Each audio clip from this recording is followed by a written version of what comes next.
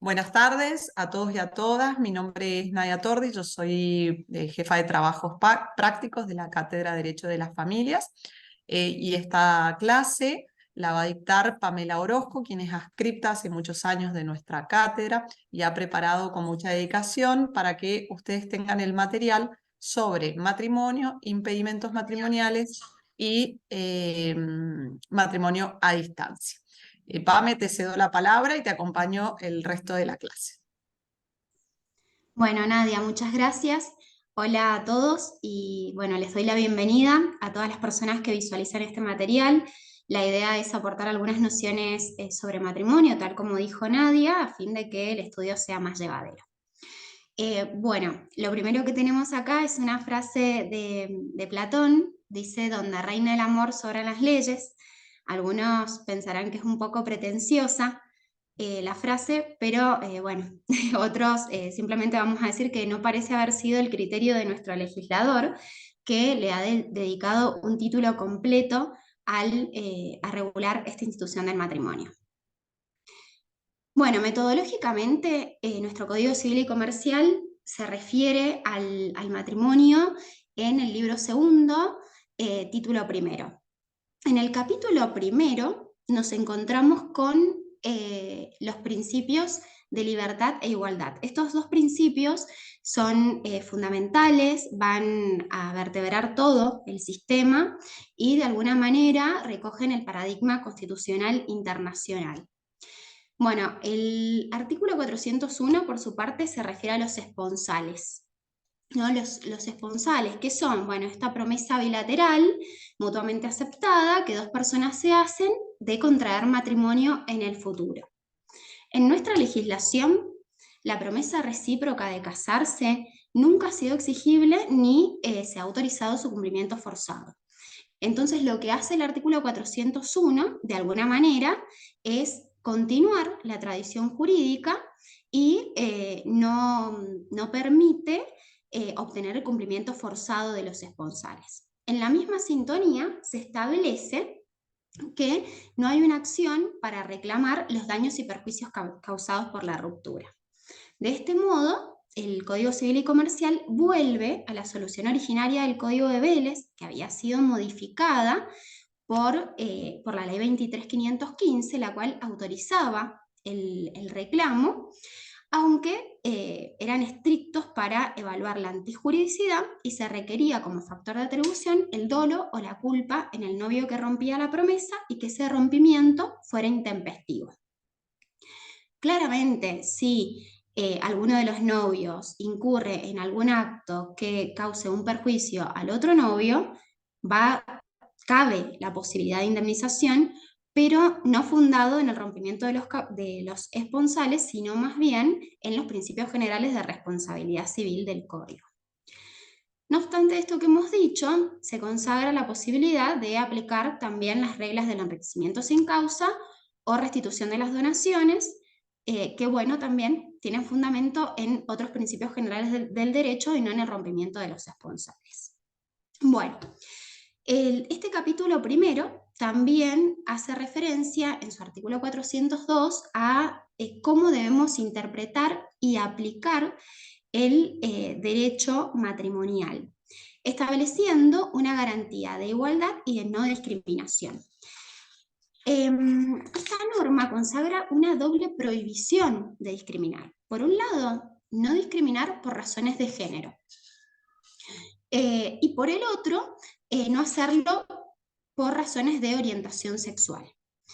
En cuanto a la prohibición de la discriminación por razones de género, se garantiza la igualdad de derechos y obligaciones de los integrantes del matrimonio, independientemente de si se trata de un hombre o de una mujer o de la autopercepción que puedan tener las personas que son integrantes de ese matrimonio, en concordancia con lo que establece la CEDAW, que procura erradicar esta visión tradicional de la mujer en la familia y en la sociedad más vinculada a un rol dedicado a las funciones domésticas frente a un hombre o a un marido que es el proveedor del sustento.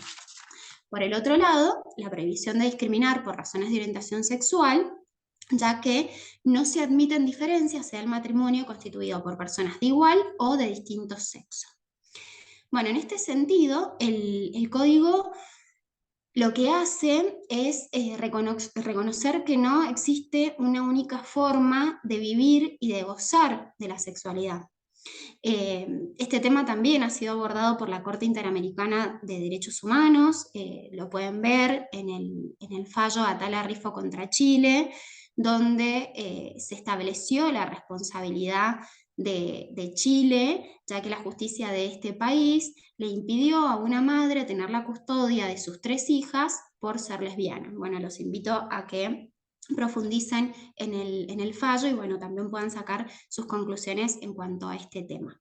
En Argentina particularmente, en el año 2010 se sancionó la ley 26618, conocida como Ley de Matrimonio Igualitario, y esta ley modifica la perspectiva que tenía el Código Civil. Es un avance importantísimo en cuanto a la visión pluralista de la institución matrimonial y le asigna los mismos derechos y obligaciones, los mismos efectos a un matrimonio celebrado por personas de distinto sexo o de igual sexo. Bien, pasemos al capítulo segundo. En este capítulo, lo primero que se aborda son los impedimentos matrimoniales. ¿Qué son? Bueno, son prohibiciones de la ley que afectan a determinadas personas para contraer un determinado matrimonio. Antes de avanzar con el análisis de los incisos de este artículo, les quiero recordar que en el aula virtual, en la parte de las audioguías, hay una audioguía grabada por Macarena Fernández, que es una abogada también integrante de nuestra cátedra, donde aborda bien el familiograma y les va a ayudar un montón a entender este tema, ya que las prohibiciones entre parientes se establecen en función de los grados. Entonces, si no manejamos bien el familiograma, no vamos a poder determinar entre quiénes son las prohibiciones. Bueno, veamos qué nos dice el 403. En primer lugar, no pueden contraer matrimonio los parientes en línea recta en todos los grados, cualquiera sea el origen del vínculo. ¿Qué otros parientes no pueden contraer matrimonio entre sí? Los colaterales hasta el segundo grado, o sea, los hermanos, sean de doble o de simple vínculo. Sí podrían casarse entonces los tíos y los sobrinos, y por lógica consecuencia también entre primos.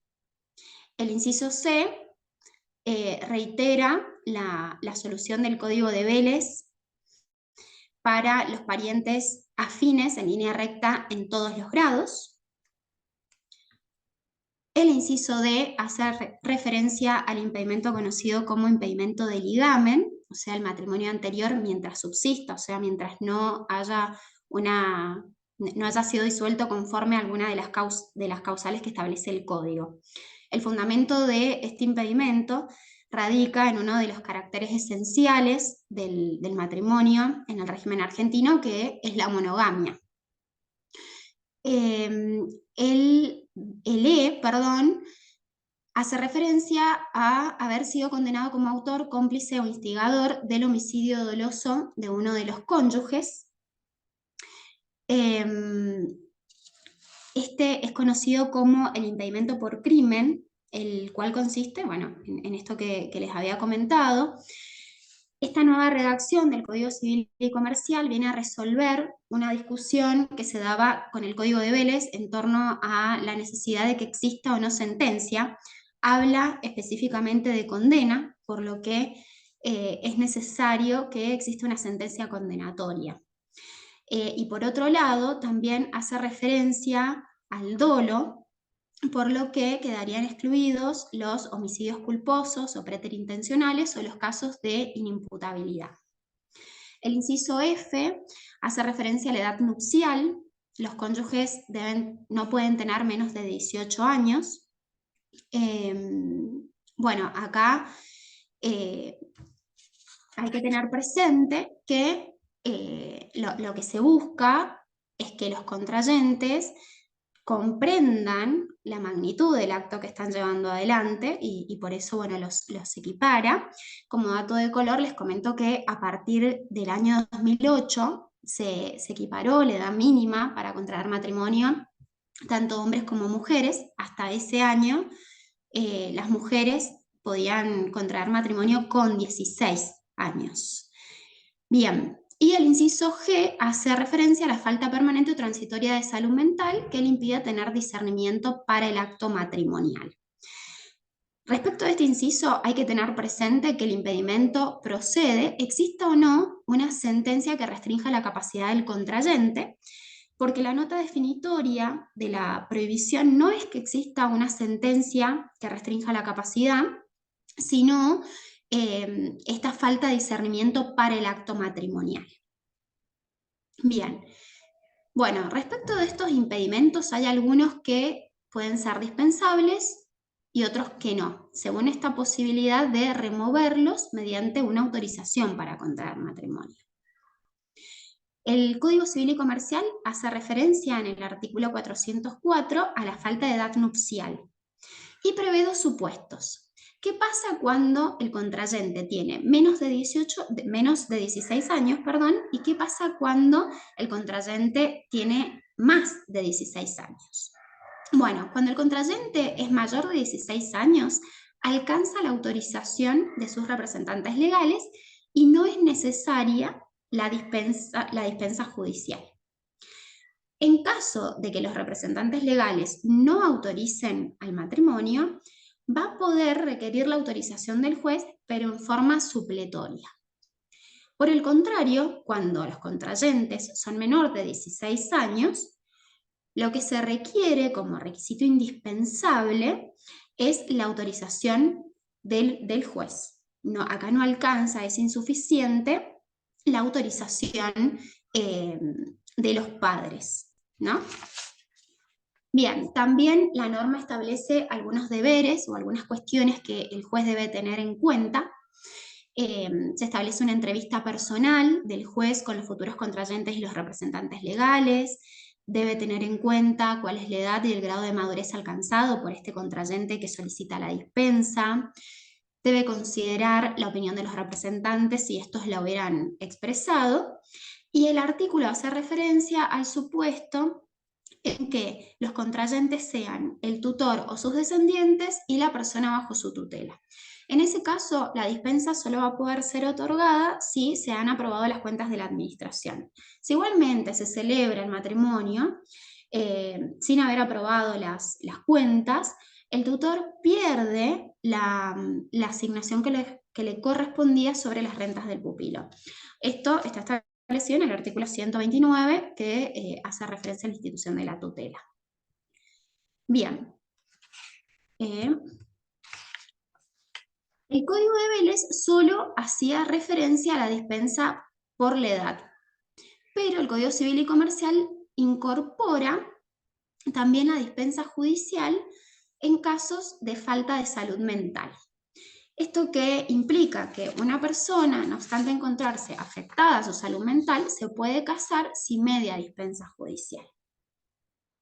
Puede ser que la sentencia no haya hecho referencia a la capacidad para contraer matrimonio, entonces la persona la solicita a la dispensa, o también puede ser que la sentencia específicamente establezca que esta persona no tiene capacidad para la vida matrimonial, pero podría solicitar la dispensa, ya que puede hacer uso del derecho a pedir la revisión de la sentencia, sin perjuicio de la obligación del juez de hacer esta revisión en un plazo no mayor de 3 años. Obviamente se requiere el dictamen del equipo interdisciplinario sobre las consecuencias del acto matrimonial y de la aptitud para la vida de relación por parte de la persona afectada, y el juez, nuevamente, este principio de inmediación, que el juez debe tener una entrevista personal con los futuros contrayentes. Bueno, perfecto. Una vez que verificamos que no existen impedimentos, nos toca preguntar cuáles son los requisitos de existencia del matrimonio.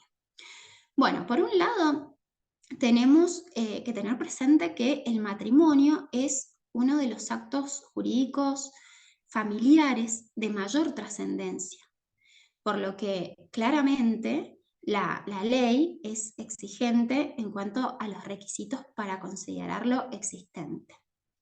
Uno de estos requisitos es el consentimiento personal y conjunto de los contrayentes, excepto el matrimonio a distancia. Y por otro lado, se exige que ese consentimiento sea expresado ante la autoridad competente para celebrarlo. Es decir, que no es suficiente que los contrayentes manifiesten su voluntad recíproca de casarse, sino que además esa voluntad debe ser expresada en el marco de un acto administrativo que le permite de alguna manera al Estado hacer el pertinente control de legalidad, ¿no? Y la sanción a un matrimonio celebrado sin observar estos requisitos es que no produce efectos civiles, o sea, es la inexistencia del acto matrimonial. Se preguntarán, bueno, ¿qué pasa si la autoridad competente, o sea, si la autoridad que celebra el matrimonio no es competente? El Código de Vélez no hacía referencia a esta situación. El Código Civil y Comercial lo soluciona inclinándose por el principio favor matrimonio, o sea, siempre que haya buena fe, se lo va a considerar existente. Bien. Respecto al consentimiento propiamente dicho, la ley establece que debe ser puro y simple. Si se establece un plazo, condición o cargo, se va a tener por no expresado y no va a afectar la validez del matrimonio. Otra manifestación del principio de libertad en esta institución matrimonial hace referencia a la inexistencia de vicios. Por eso quien otorga su consentimiento debe estar libre de violencia, dolo o error. Para este tema en particular, bueno, los invito a que lo vean en el libro primero, título cuarto, capítulo 2, 3 y 4, hace referencia específica a las teorías, a la teoría de los vicios del consentimiento del acto jurídico. Claramente hay que hacer una interpretación atendiendo la naturaleza particular de este acto jurídico familiar. Bueno, pasemos a la oposición, esto ya lo vimos, a la oposición a la celebración del matrimonio. ¿Qué es la oposición? Bueno, es un mecanismo legal que autoriza a ciertas personas que están determinadas expresamente en la ley a presentarse ante el oficial del registro civil y manifestar que alguno de los contrayentes o que ambos tienen impedimentos para casarse. La finalidad es que ese matrimonio no se celebre, que no se concrete. Si no se funda en la existencia de alguno de los impedimentos que mencionamos inicialmente, va a ser rechazada sin más trámite. La ley nos indica quiénes son los legitimados y dice, bueno, se puede oponer el cónyuge de la persona que quiere contraer otro matrimonio, o sea, ya hay un impedimento de ligamen, ascendientes, descendientes y hermanos de algunos de los futuros esposos, cualquiera sea el origen del vínculo, y el Ministerio Público. Ahora la pregunta que surge es, ¿qué pasa cuando una persona que no entra en esta categoría de legitimados tiene conocimiento de la existencia de alguno de los impedimentos en los contrayentes y se quiere oponer? Bueno, para eso existe la denuncia. La denuncia también se debe fundar en los impedimentos establecidos en la ley. La puede hacer cualquier persona, se hace ante el Ministerio Público, ahí se evalúa la procedencia o no, y en caso de considerarlo pertinente, se lleva adelante la oposición. ¿Desde qué momento podemos denunciar? Bueno, desde el inicio de las diligencias previas hasta la celebración del matrimonio. Bien. Bueno, acá está bastante desarrollado el tema en el Código Civil y Comercial, así que los invito a que lo vean por ahí. En el artículo 413 se hace referencia a la forma y los requisitos de la oposición, que puede ser verbal o escrita.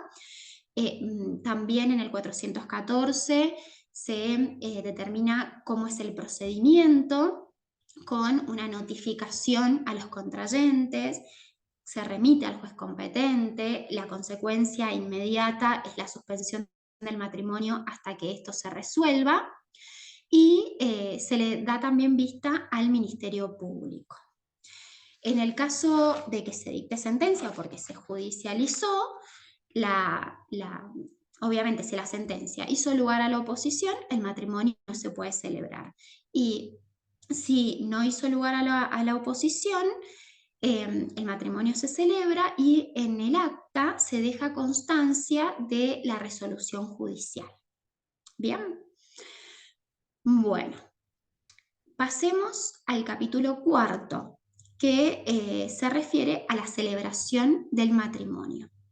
Este capítulo se divide en dos secciones: la modalidad ordinaria de celebración en la sección primera y la modalidad extraordinaria en la sección segunda. Bueno, en cuanto a la modalidad ordinaria de celebración, también está bastante claro desarrollado en el código. En el 416 se habla de la solicitud inicial, se determina con precisión cuáles son los datos que deben contener, cómo se deben presentar. ¿Qué pasa en caso de suspensión de la celebración? Es un poco lo que hemos estado hablando.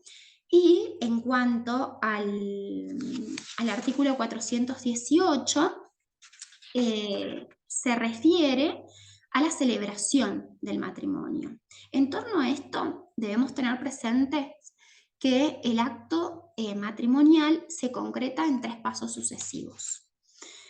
El primer paso es la lectura del artículo 431 del Código Civil y Comercial de la Nación, que hace referencia al compromiso de los esposos a desarrollar un proyecto de vida común basado en la cooperación, en la convivencia y el deber moral de fidelidad, y que se deben prestar asistencia mutua.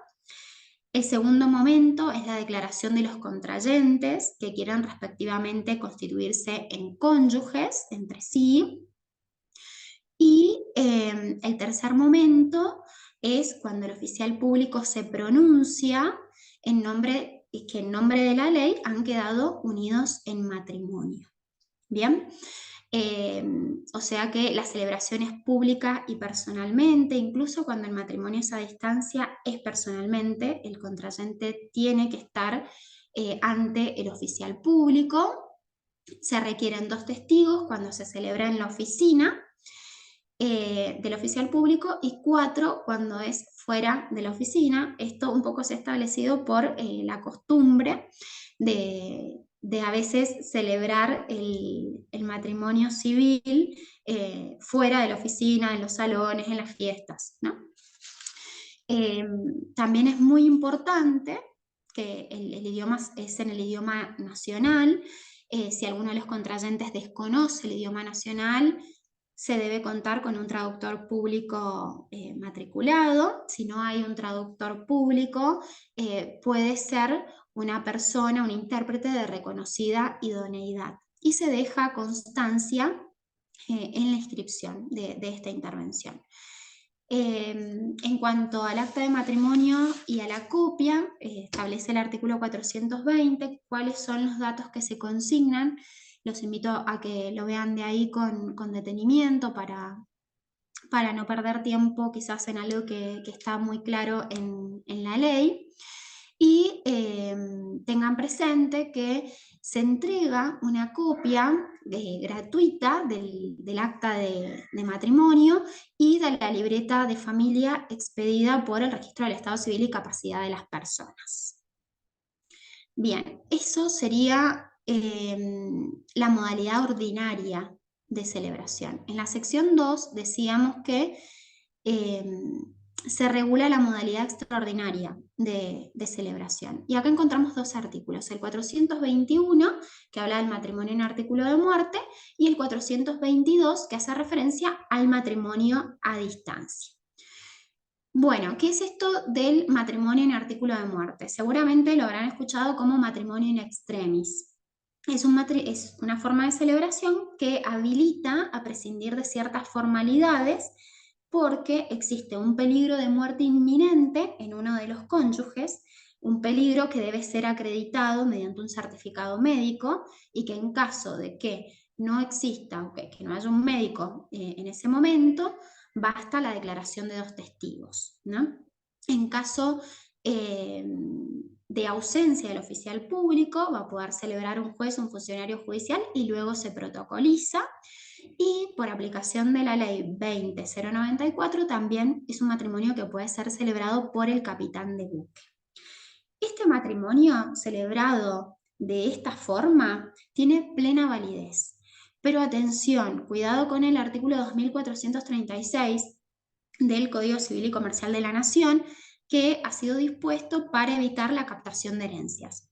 ¿Qué pasa? El cónyuge no va a tener vocación sucesoria si el causante muere dentro de los 30 días de contraído el matrimonio como consecuencia de esa enfermedad que ya era conocida, salvo que al matrimonio lo hubiese precedido una unión convivencial. ¿Bien? Bueno, la otra modalidad extraordinaria es el matrimonio a distancia, decíamos. Bueno, este matrimonio se celebra entre dos contrayentes que no se encuentran en el mismo lugar, pero ambos van a prestar el consentimiento en forma personal, aunque en lugares distintos. El artículo 422 nos remite a las normas de derecho internacional privado. Y el libro del derecho internacional privado relativo al matrimonio establece que la capacidad de las personas para contraer matrimonio, la forma del acto, su existencia y validez se rigen por el derecho del lugar de celebración. Esto es súper importante porque miren todas las cuestiones que se van a considerar por el derecho del lugar de la celebración. Imaginen los supuestos de matrimonios de personas del mismo sexo cuando el ausente ha prestado su consentimiento en un país donde no está legalizado. Bueno, como el acto se perfecciona en el lugar donde se presta el consentimiento que cierra el matrimonio, o sea, el consentimiento se va a prestar en Argentina, como acá está regulado, ese matrimonio existe y tiene plena validez.